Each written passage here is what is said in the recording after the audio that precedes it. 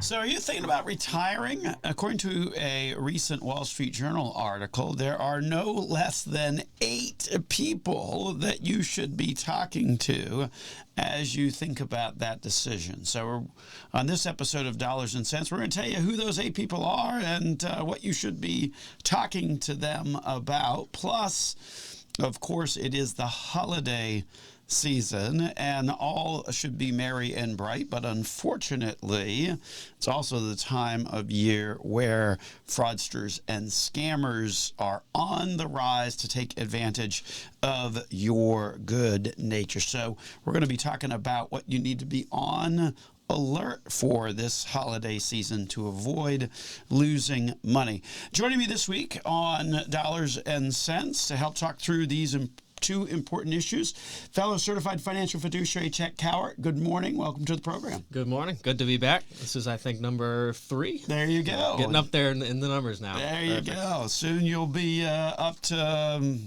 what am I up to? It's a high number. It's a high number. What's 25 times 50? I think that's over 1,000 shows or something like that. Yeah, you've been doing this a long time. Got a few more turns on the radio dial, if you will. But for those of you who don't know Chet, he has actually been with us at Nelson Financial Planning for 7 years. Started out as one of our college interns. We've had a lot of success with college interns over the years. Yeah, a lot of our my coworkers here have been interns. Kristen, Christina, and then Zoe now is a full-time employee, was an intern. So yeah, it's been very successful. Really, I would encourage, if you own a small business, to really think about just helping somebody in college kind of get started in the world. And you may very well find that a lot of your internships turn out to be your very best potential full-time employees. So welcome in to Dollars and Cents, where we help you make sense out of all of life's decisions involving your dollars. One of Central Florida's longest running radio programs, coming to you on a host of stations throughout the Central Florida region. Also a top 25 financial planning podcast as well. So make sure you check us out on your favorite podcast platform or even our social media channels along with YouTube as well. Any trouble finding us, go to our website, Nelson Financial Planning, and our newly designed website, in fact, which has all of those different icons of your favorite platforms.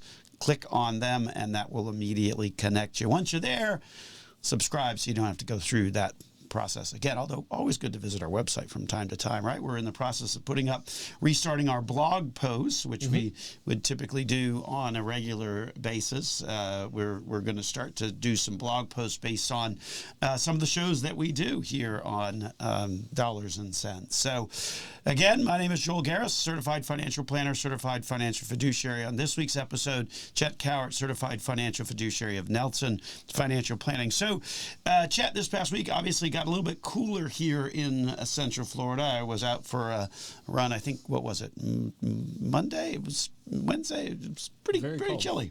Yeah, I'm a Florida boy through and through, and I am not a huge fan of the cold. Granted, I mean, I do enjoy it while it's here. It's different. It's not here for very long, but I don't do well with it. I had the whole mittens, and I had a little skull cap on as I was out running this past week. And certainly it is the holiday season at the office as well, right? We did our outdoor decorations this past week as well. Yep, we got the lights up. We've got the big snowman out front. It looks great, and yeah, that's always a fun part of the year is when we do our Christmas celebrations. Yeah, these inflatables when it comes to Christmas decorations, it's almost like you just gotta have an inflatable. You do, and unfortunately, they don't seem to last very long. We get one. It feels like every year we're ordering a new one. But those Amazon things are not exactly built to last. And I guess the weird thing about this year is it's a pretty short season. Thanksgiving came in late, and then Christmas really right around the corner. Yeah, and if you don't put up your decorations until after Thanksgiving, which is, I guess, the tradition, what you're supposed to do, then it's pretty quick, 3.5 weeks, and then they need to be taken down again. Correct. It's that.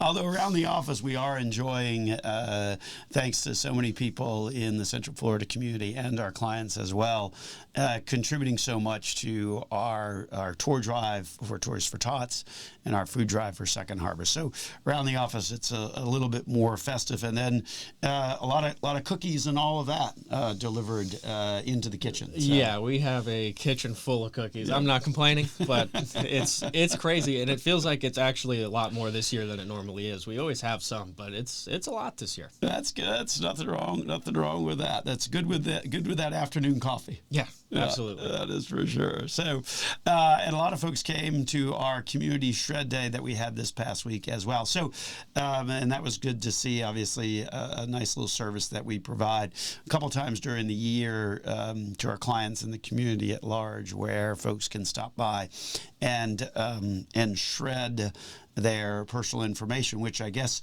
brings into a topic that we're going to hit on today's program. Shredding that information is pretty important to avoid fraudsters. Absolutely, yeah. It's a great event that we all enjoy. It was once a year thing. Now we're doing it twice a year, and it's a great way to. Great service for our clients, but then also a way to meet new people in the community as well. Yeah, no, certainly a very important little community event that we do here at the office. So Chet, I know you, like so many in the financial industry, you sort of follow Warren Buffett. Not sure if you saw his latest, recommendation or advice when it relates to estate planning. Yeah, he had a letter in his recent Berkshire Hathaway shareholder letter, or a part of the letter that talks about how to plan for end of life before that time comes, and a way to prepare for it so that you can avoid problems that come with that, because it's a difficult time no matter how well you prepare, but there's things that you can do to make it go a little bit smoother. Well, and as with anything with Warren Buffett, it is very plain spoken, simple advice, and you've actually got an excerpt from that letter that I thought would be good to read, because nobody says it better than Warren. So what is Warren's advice on estate planning? So he says, when your children are mature, have them read your will before you sign it. Be sure each child understands both the logic for your decisions and the responsibilities they will encounter upon your death. You don't want your child asking why in respect to testamentary decisions when you are no longer able to respond. So pretty good advice right there. Mm-hmm. Absolutely. Unfortunately, that simple advice is just not followed. We see that on a regular basis in the office as we're talking to folks. And according to a recent survey, 35% of folks say they have no plans to discuss the transfer of wealth from one generation to the other. And 40% are in the category of, well, we hope to do that eventually. And usually that means that it won't happen. Correct. And I think in my experience, I'm sure you can relate, with talking to clients and non-clients alike, that statistic holds true. So 75%. So that's 3/4 if you kind of add those two numbers together. 3 out of 4 are not having the conversation. Obviously, that conversation, it can be emotional, right? Combination of death and the emotion that comes with that, and then sprinkle in money. And, a lot of folks try and dodge that conversation. Now, maybe that's not a good conversation to have at Christmas when the family is gathered. Mm-hmm. But for many folks, that might be your best opportunity when everybody is all together. As much as families typically, we kind of have people living in different parts of the country or the world even. Might not be a bad time to consider that. Yeah, it's a conversation that's easy to avoid because it's not the most comfortable conversation. But right, nowadays, when you have grown children and grandchildren, oftentimes everybody is living in a different place, and the only time that you may be all together is Thanksgiving, Christmas. Right, not the holidays. Yep. Well, and that's one of the reasons why we wrote our book, NextGen Dollars and Cents, as a sort of a tool, if you will, that you can give to the next generation.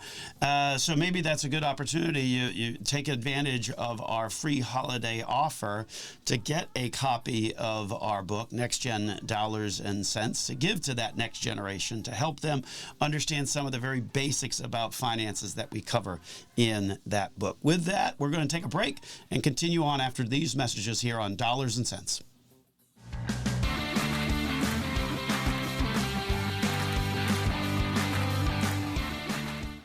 Chet, it is the holiday season, but all is not merry and bright for many people. No, this is the time of year when financial scams and fraudsters sort of run rampant. People are most vulnerable in this time of year, and money is obviously flowing, and it's become a major problem. It's always been an issue, but with the rise of technology, it's obviously become a much bigger problem than it ever has been. Well, and particularly around the holidays, as you point out, Chet, we're all in good moods. It's the holiday season, there's Christmas ornaments up everywhere. And so because of that general kind of cheeriness, if you will, it's easier to play into that. And unfortunately, the fraudsters and the scammers can certainly take advantage of that. Absolutely, it's a bad thing. It can cost you or a loved one, a lot of money. A nice chunk of your nest egg can disappear pretty quickly if you're not vigilant. Yeah, very quickly in today's world. And what's tragic about so many of these is that it's highly unlikely that you're ever going to see any of that money back. Right, there's not much that can be done in terms of recovering it. They think it through ahead of time to use methods they're not trackable, and more or less, you're kind of out of luck. So we're going to talk on the program about sort of three distinct sort of typical scenarios that fraudsters will use to help separate your money from yourself. And so one of those three is sort of a government impersonation scam. What Chet, tell us a little bit more about kind of what that might look like for our listening audience. Yeah, so typically that's going to be you receiving a phone call from someone. Let's say they may say they're from the IRS, they're from Social Security, they're from Medicare, or any government agency that you may be receiving benefits from, and they will, for example, say you owe taxes, and if you don't pay up right now, then you'll receive heavy fines, or you owe us money, and your Social Security benefit will be paused until you repay us. And that's a scary phone call to get, and a lot of times that's one that gets people.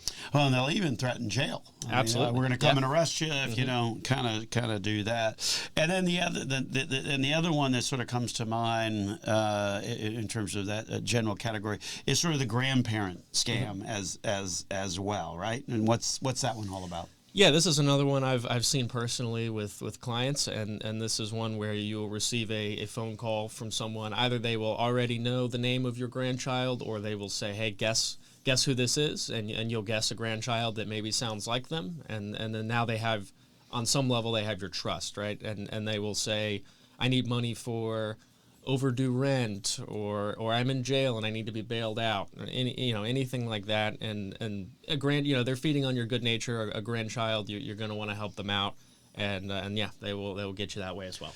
And what they're doing there is they're obviously combing social media, your Facebook, all of those types of platforms where maybe you post, I've got 3 grandkids and their names are Joey, Billy, and Susie, and so now they've got that data as an entry point for the entire premise of the scam. Right, or they're tagged on the post, and now the scammer can go comb through their whole social media, and And then the other one, of course, is probably the one that's I guess probably been around the longest out of these three, and that's sort of the tech support one. The tech support one has kind of always been one of those ones that's been out there since the dawn of computers, if you will. Yeah, this is a classic one. We've all probably run into this in some form or fashion, where you open your computer and there's an error message. You have a virus, or your computer is messed up in some way. Call this number and we can fix it for you. The biggest thing to remember in the tech support scam is that if you have any issue with your computer, tech support is not going to proactively reach out to you. You will have to reach out to them. So that should be the biggest glaring red flag that, they will not help you unless you request help. Tech support is not proactive. No. you have to, when you have a problem, then you call them. It's not Right. it's not the other way. But my goodness, we've seen. It's just awful when we hear, when we talk to people, and see them, or they share stories where they have become victims of some of these scams. And Chet, you had exactly that occurrence with someone here probably a couple months ago.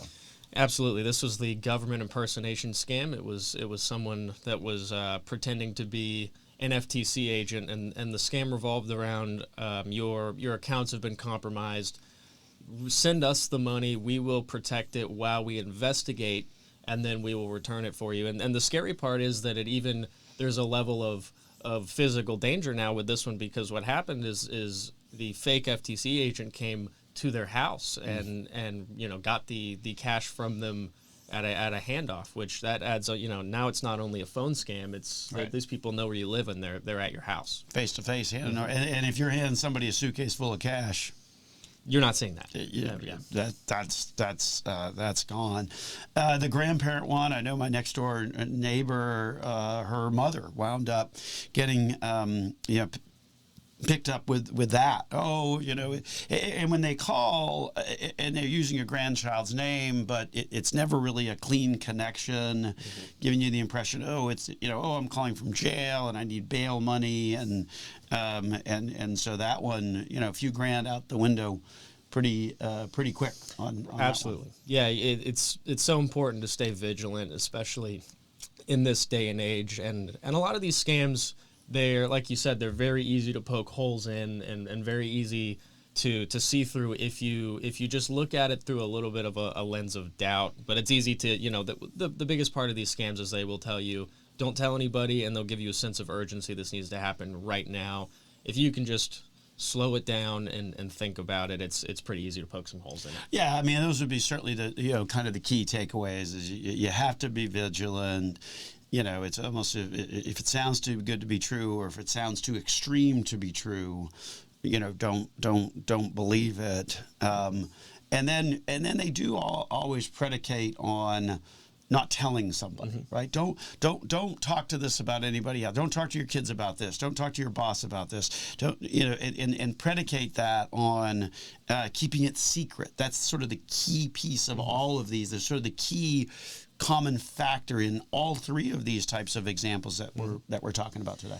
Right, and I think that right there should be the biggest red flag if you ever hear that from someone, because in the case of the government impersonation scam, for example, if you tell somebody what's going on, I have an FTC agent on the phone telling me that my accounts have been compromised and they need money from me, most anybody would be able to tell you that that's not true. Let alone the notion is, you can't tell anybody. Okay, and here's the thing. Okay, so I'm sure some folks that are listening to this program right now are thinking, well, that's not going to be me. I am vigilant. I am young. This only happens to older folks that might be a little bit more trustworthy. That's not going to happen. I'll tell you, the younger generation is getting hit probably even more so now. There's been certainly a spike in terms of the targeting of the younger generation, because they are a little bit more computer savvy, tech savvy, can take a picture and text it to whoever, whereby maybe somebody in their 70s and 80s can't do that.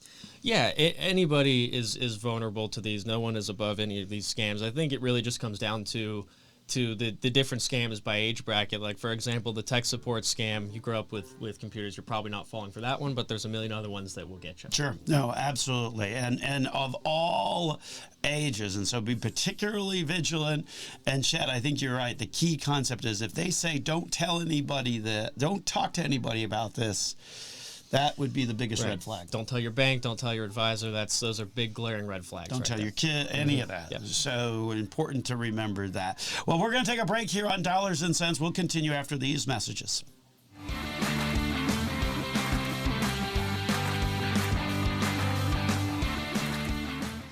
I don't know about you, Chet, but I definitely have sort of a circle of people that over the years I've talked things through. Maybe it's about the kids, or maybe it's about business. I assume you've got kind of a similar circle, if you would.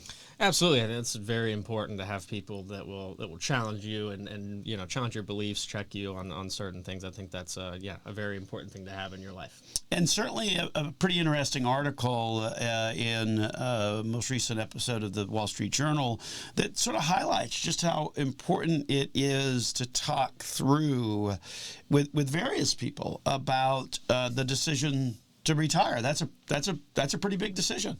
Right, it's a big step, and I think a lot of people sort of underestimate how big of a life change that it is. It's not just as simple as, I'm no longer working, I'm retired. There's so much that goes into that decision.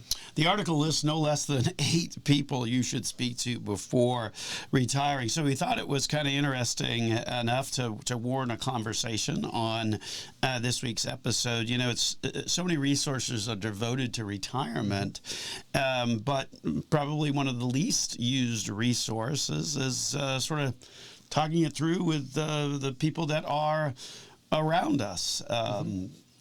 Yeah, I mean, everybody in your life, whether they're, your financial advisor or just a friend, they're all going to play a different role in your retirement. And yeah, it's a very important conversation to have before you just jump in. So first on the list, if you're married, is you should be having a conversation with your spouse about what you're planning to do as it relates to retirement. I guess that's the old expression, happy wife, happy life. This one's probably pretty obvious, but oftentimes, and we see that sometimes play out in conversations at the office when we start talking to people about retirement, they might not be on the same page after all. Absolutely. I mean, all the time in meetings, they are both maybe on the same page generally about wanting to retire, but how that looks for both people can be completely different, and that isn't discovered until the meetings, which it should probably have been talked about before then. Maybe one wants to travel, the other one doesn't, wants to stay home. Maybe one wants to kind of fully wind down, or the other wants to gear up. And so the important thing to be engaging in that conversation is to find out, what do you want to do? What does it look like in terms of retirement? So that's kind of number one. What's next on the recommended conversation list? Yeah, so next would be adult children. This one is important. Oftentimes they may be living in another state. If you have grandchildren, you're likely going to want to be near them, geographically. So just seeing how all of that looks, how they're going to play into your retirement, I think they will play a bigger role in your retirement than many people think. Well, and you mentioned which would be grandkids.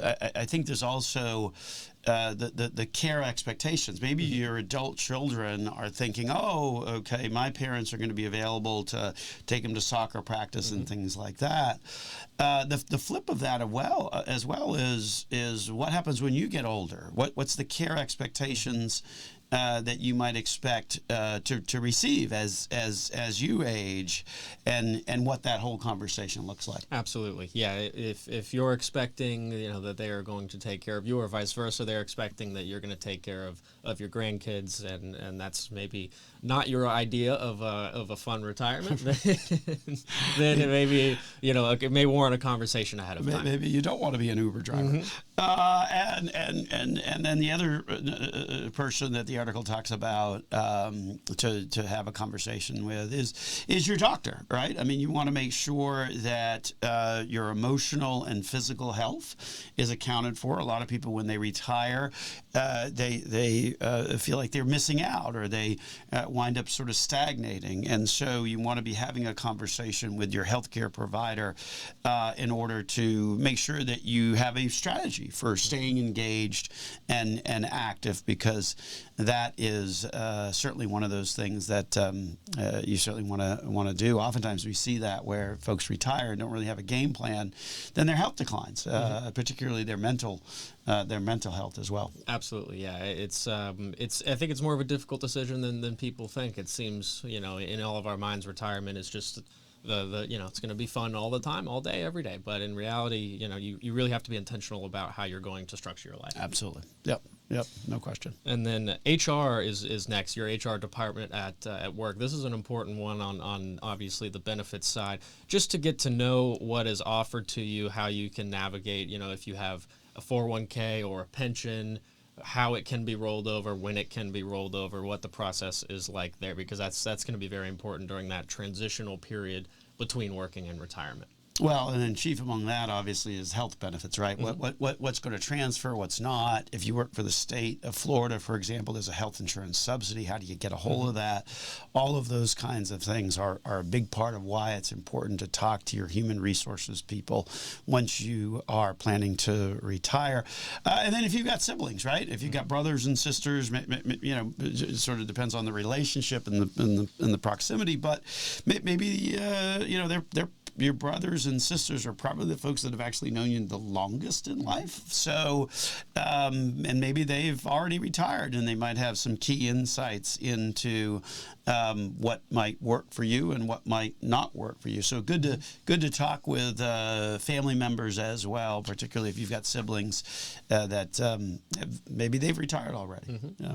And next up, this one is fairly obvious, but your financial planner can't forget that. You got to have a conversation with them. This is an important person to talk to. I mean, they're going to be chief in people that will be able to tell you if you can or cannot retire, just borderline or baseline. But beyond that, we have seen so many people go through this transition at this point. So we obviously know the financial aspect of it and can look at your situation and see if you can retire. But then beyond that, do you want to retire? Are you ready for retirement? There's so much that goes into it beyond money as well. Well, and I'm thinking back to a meeting that you and I sat in on this past week, Chet. That's not just a single conversation. Absolutely. Okay, it is a conversation that you want to take the time over a course of years. This couple, they were still 5 to 7 years away from retirement, but a great time to sort of start that conversation to see what it's going to look like. Make sure you're on track and kind of start to identify some of the issues or some of the big changes that you're planning in that time frame. Right. This is a conversation that should be had long before you're about to resign. This should be happening 5-7 years before you're retiring. Just as a preliminary conversation. There's nothing will be set in stone that far ahead of time, but it should be at least in your mind. Well, and in their case, they were thinking about selling the house, moving to a different area. I mean, there was so much to sort of talk through. And yeah, that's not a single conversation and done. It has to be a series of conversations, along with conversations with colleagues and friends. The Wall Street Journal article talks about having conversations with folks that are maybe in the same industry to understand, where your industry is, what your position is, what the options are. Is it necessarily the right time to retire? So important to kind of talk to colleagues as well about it. And then lastly, who should you lastly talk to? This is probably the most important one, and this is yourself. And this is, I think, maybe the most important and then also the most commonly overlooked conversation. You really need to look into yourself and ask, are you ready? And do you want to? And this is not a financial question. This is more of a mental question in terms of, you go your whole life working, you're occupied every day for 40 plus hours a week. Do you know how to enjoy yourself in retirement? Are you capable of spending your money? Can you, enjoy your life? Yeah, no, absolutely. So that's a lot of people to talk to if you're approaching retirement, but certainly some valuable resources to help you get perspective on whether it makes sense or not, and to be thinking through some of those different things about retirement that you can, so that you can take a much more prepared and thought through manner. With that, we're going to take a break here on Dollars and Cents with Joel Garris and Chet Cowart of Nelson Financial Planning.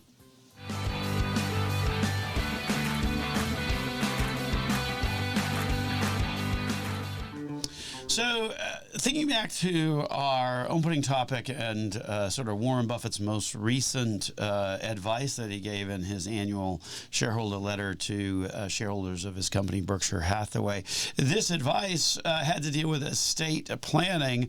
Bottom line, make sure that you are having those conversations with the next generation in order to avoid, conflict that can happen, right, Chet? Yeah, it's a difficult time for everybody, and you don't have to be a billionaire to like Warren Buffett to have these conversations. Everybody should be having these conversations. And sadly, 75% of you are in the category of not having or having no plan to have such a conversation, and that's where we would say that you want to take us up on our free holiday offer of getting a free hard copy of our book, NextGen Dollars and Cents. Great way to start the conversation. Maybe the next generation doesn't have an appreciation of sort of the broad range of all the different financial topics out there, whether that's taxes, retirement, investments, Social Security. The book is designed to give people an overview of all of those different types of financial categories. So a great way to kind of help people get a better understanding of finances, particularly if you're talking about sort of transferring money to them as well. But there's some other things that you can do to kind of make things simpler as well. Absolutely, yeah. There's more to it than just the conversation. You also need to prepare on your end as well.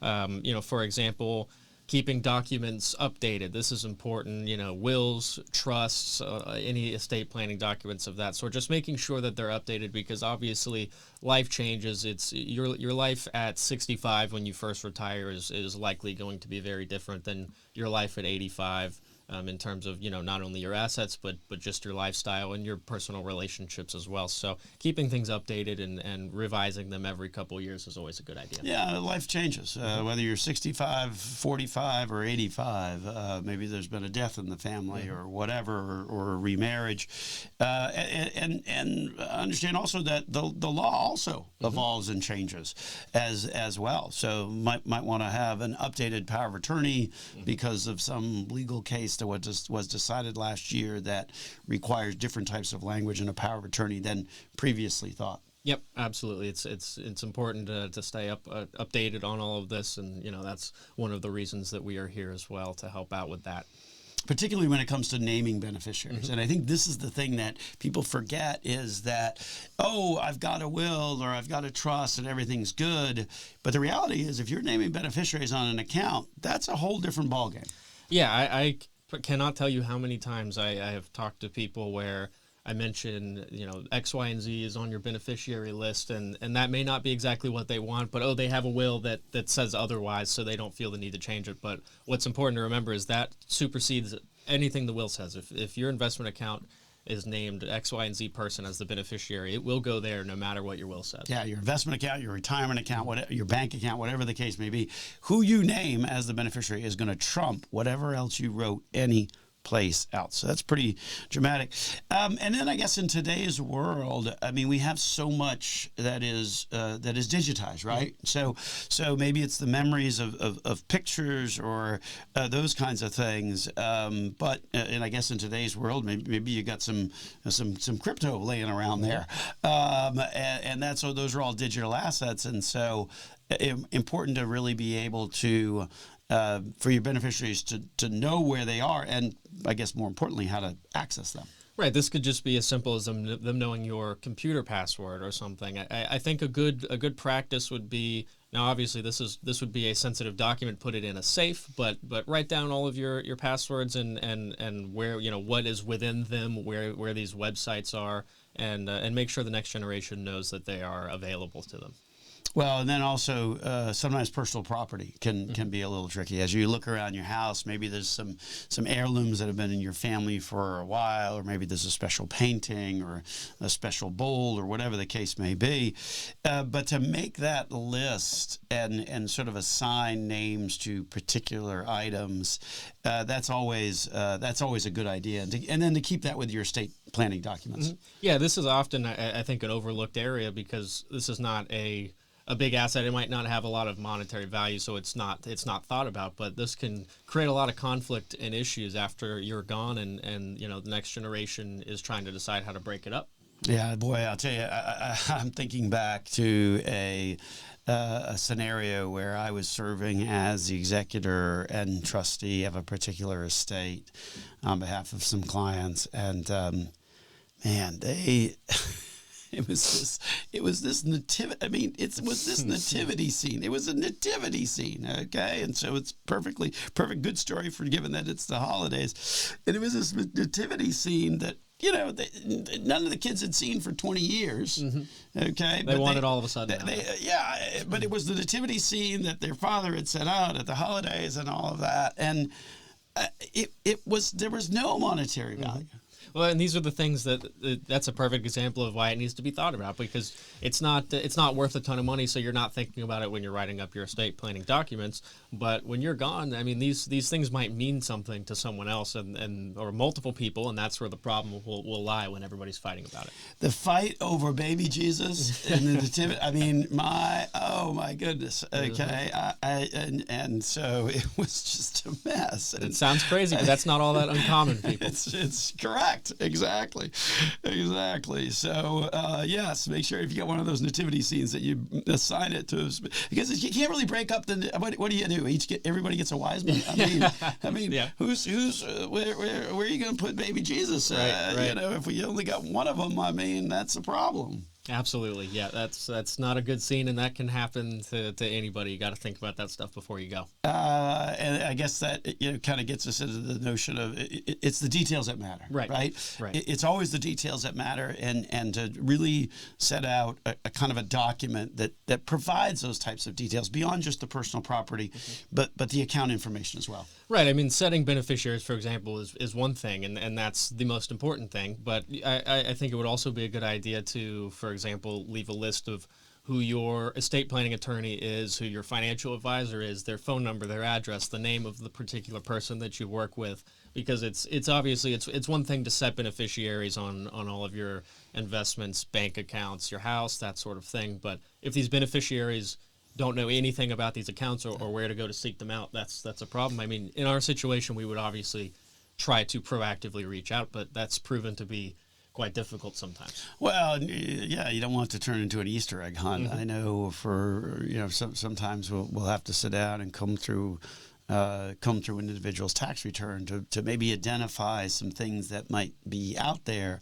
that they just simply weren't aware of. But this document that you're talking about, Chet, that really helps the beneficiaries to understand where things are. And this ties right back into have this conversation before you die, because they not only is it knowing where the assets are, but also what they're entitled to some extent. Maybe they don't know an exact dollar figure, but they will know in general what's waiting for them. Well, and that really does help to resolve conflict, because anytime you take the emotion of death and money, and you kind of mix them all together, it can be a potential major conflict for families. Yeah, I've seen more happy families crumble at when it comes to spreading across assets. It's a sad thing to see. That's in a time when everybody should be together and mourning and be a strong family unit. You can easily see that fall apart when money is involved. Or not fighting over baby Jesus. Right. I mean, right. Come on. So anyway, with that, we're getting to the end of the program. So again, speaking of conversations to have with the next generation, our free book for the holidays, NextGen Dollars and Cents, available at any point in time simply by calling the office at 407-629-6477. Or visiting our website, nelsonfinancialplanning.com. Maybe that's a good way to start the conversation, right? Here's a book that's got a variety of discussions about the different types of things that will impact your finances, from mortgages to retirement to taxes. A great way to maybe start that conversation. So important to get perspective and advice on all these issues, Chet. Yeah, it's hard to. You can't ask good questions if you're not informed. Our book is a great example of a way to sort of teach those bottom line, base level, investment information and prepare the next generation for what's coming. And as always, remember, we don't charge for conversations at the office. And unlike so many other firms, we don't have account minimums. We are here to help you where you are at in your financial journey. So make sure you take a moment and visit our website at nelsonfinancialplanning.com. This has been Dollars and Cents with Joel Garris, Chet Cowart of Nelson Financial Planning.